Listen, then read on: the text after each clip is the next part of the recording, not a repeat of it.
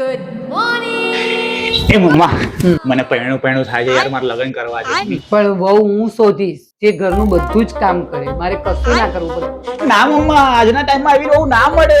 હું કુંવારો રહી જઈશ મમ્મી. મારી સ્ટાઇલ અલગ છે બેટા. ઓકે, હું મારા છોકરા માટે એવી વહુ શોધું છું કે ઘરના બધા કામ કરે.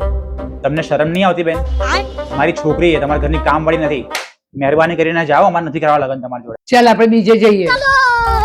આ ઉંમરે મારા પગ બહુ દુખે છે, તોય હું બધું કામ બેસીને કરું છું. કચરા પોતું પણ બેસીને કરું છું. એવી વહુ જોઈએ મને કામ કરે. બેન અમારા ઘરે છે ને કામવાળી બી છે ને ઉભા દંડ નથી બધું કરે. તમારો અહીંયા મેળ નહીં થાય, વર્તી કરો. મમ્મી યાર તું આવું કરે ને તારી સ્ટાઇલમાં હું કુંવારો રહી જઈશ. ચાલ હવે ફટાફટ. પ્લીઝ કર લેજે મમ્મા ચાલ, મારું. મારે તમારી છોકરી જોડે એકલામાં વાત કરવી.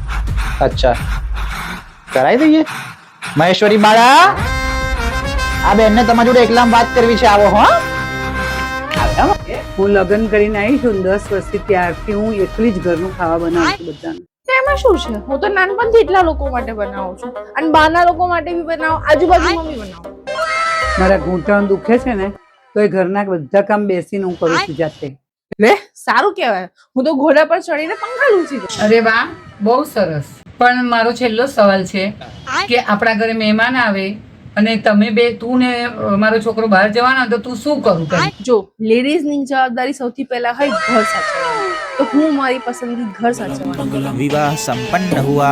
મમ્મી હજી સુધી તમે ચા નહીં બનાવી અને તે દિવસે મોટી મોટી વાતો કરતા હતા કે મારી આટલી બધી સ્પીડ છે, હું આમ બનાવી નાખું, ફલાણું બનાવી નાખું.